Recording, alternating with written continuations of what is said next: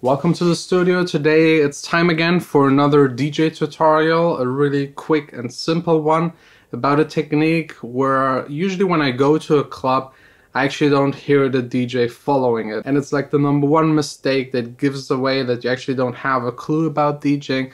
So let's make sure that no one of you does that wrong.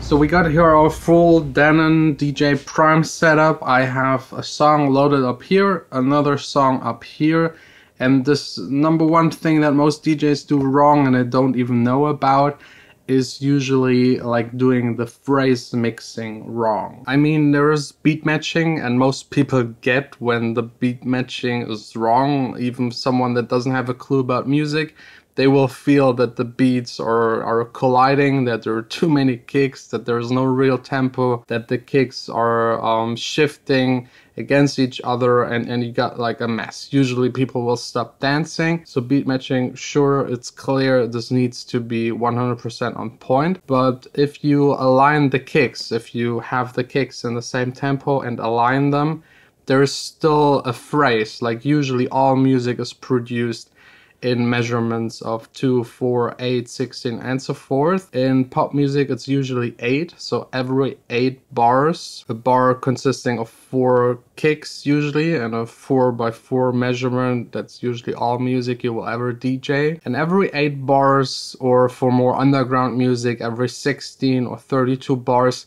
something in the song will change 100%. This is like a rule that is almost never broken, especially for music that is meant to be DJed. The producers, the people making the music, they have the DJ in mind. So the intro on most songs, again, is 8, 16 or 32 bars long, sometimes even 64 for like techno tracks. But even there in the middle you usually have like a hi-hat entering, just something to just keep the song interesting. So let's maybe load a song and let me show you actually those kind of sections and how to find them and how to know where they start, where they end, and how actually to mix two songs together considering the different phrases and matching them to have like a perfect mix. So we got here a song loaded in, and you can already see down here at the bottom you got the entire song as a waveform. This is really handy to have. Most programs, if you're DJing with a laptop, will have that. If you're using CDJs or the Denon Prime media players, you will have that. And you can already see that there are different sections. These are the phrases. For example, the intro on this song is a very simple intro. Let's maybe just play it really quick.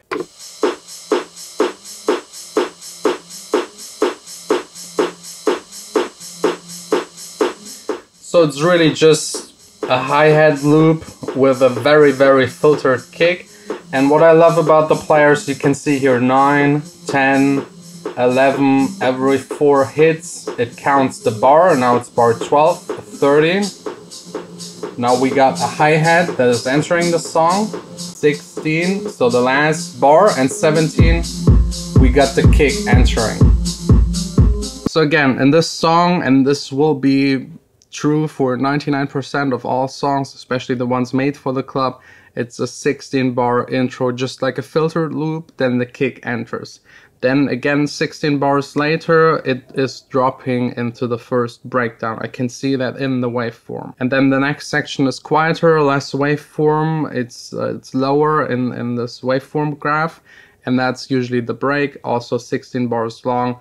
You can really see that, and it's also counting with you, for you. If you don't have that, you might have at the beginning to count with the song. You could train that, like whenever you're driving around, just whenever a song is playing, just start counting with the song on the first hit, and then every 4 hits is 1 bar, and then every 8 bars, 16 bars, something in the song will change 100%. You can do that with pop music, rock music, metal music, whatever you're listening to.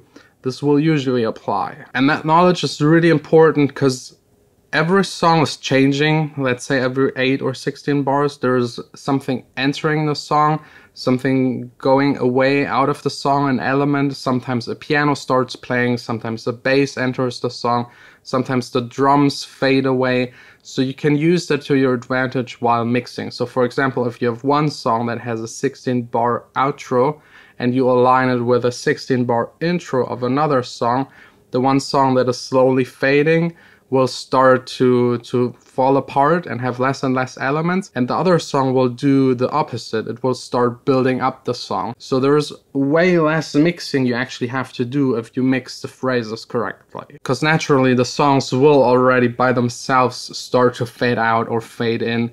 And this way also, if you align two songs longer than just for the intro and outro part, you will also make sure that whenever one of the two songs drops into the break and into a silent part, that the other song might stop because it's already the end of the song, or might also drop to a slower part or have a change in it. So when both songs change at the same time, it will just sound way more natural. Let me try and give you one example of this. So let's start with this song first. You can again see the different sections. We got here the really big break at 2/3 of the song, usually the main part of the song. And this song is now playing for the people. And here at the very end, you can see that there's like a small dip in volume, a very small one. And that usually tells us that that's the last section of the song. The producer intended for us knowing that there is the end of the song.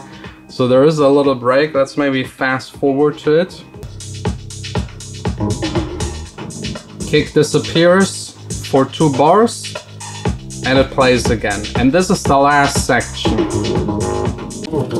So exactly here, the 2 bars where we have no kick is for us to know, okay, that's the last kind of phrase at 235. You could set a cue point at these kind of out points, the beginning of the intro phrases, but once you know your songs and you get comfortable DJing, you will immediately hear it, because like the producer put there a little break of 2 bars without the kick. So once the kick disappears, you know that there will be a change very soon. Usually every song is also emphasizing those phrases and the changes of the phrases. There might be a drum roll, an effect, a rising effect, the kick might disappear, or maybe the vocal is emphasizing that point. There will be always something happening. But yeah, we got now our out point, so we will back up again the song a little bit. So let's switch to the other song. This one right here is starting with an intro that has a filtered kick in it. It sounds like this.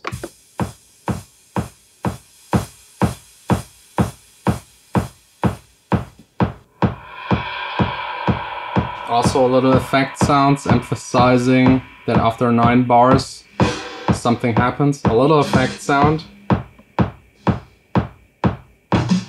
And then again a little break and the big change on 17.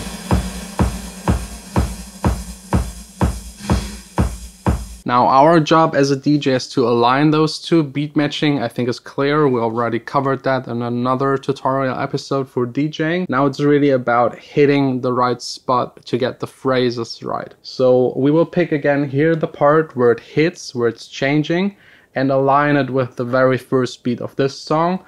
Both will play at the same time. This one right here will slowly build up, and this one will slowly build down to the end of the song. And just let both play at the same time, full volume, without doing anything to the mix. No EQing, no faders up or down, just playing both at the same time, full volume. Hitting play on this song that is now really close to the outro part. And cueing in the new one right here.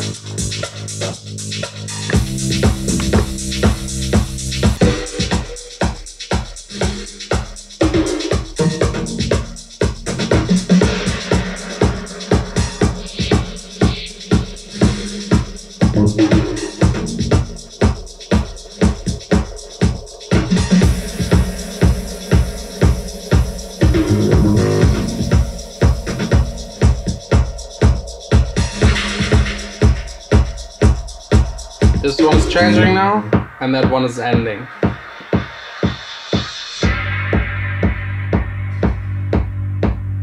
So I think this is pretty simple to understand. It's the same as playing in a band. The drummer might play 8 bars and then do a little drum roll, and then the guitar joins him and the piano, and then maybe 8 bars later they do a little drop where they mute the guitar and the singer is starting singing.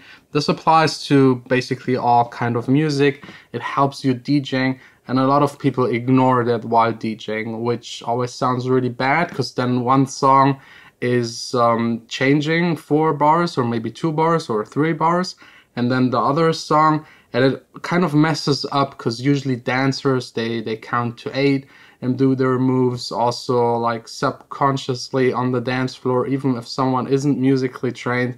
This will throw them off, so please keep that in mind.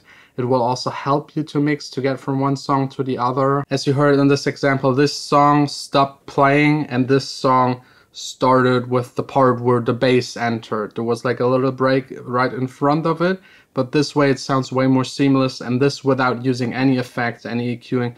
If you add that, you get even more seamless transitions that just sound really like one song is playing for the entire evening. To nail that every single time, you of course need to know your songs. Some songs are a little bit different here and there. Sometimes you have like a bar in between before the drop, but you usually shouldn't mix right at the drop, probably later in a later section where it's actually more an outro part, and put that on top of the intro part of the next song. Get the phrases right and it will just sound a lot better. So I hope this helped you. This is very, very, very important as a DJ, but also for all of the music producers out there. Keep that in mind. Don't make songs that have like 7-bar intros. This will just throw off all of the DJs. And if they have a hard time DJing your songs, they just won't play it. So I hope this helped you. If you have any questions left, just leave them in the comments. We will do another DJ tutorial probably in the next week. So if you're interested in that, don't forget to subscribe. We'll see us tomorrow back again here in the studio.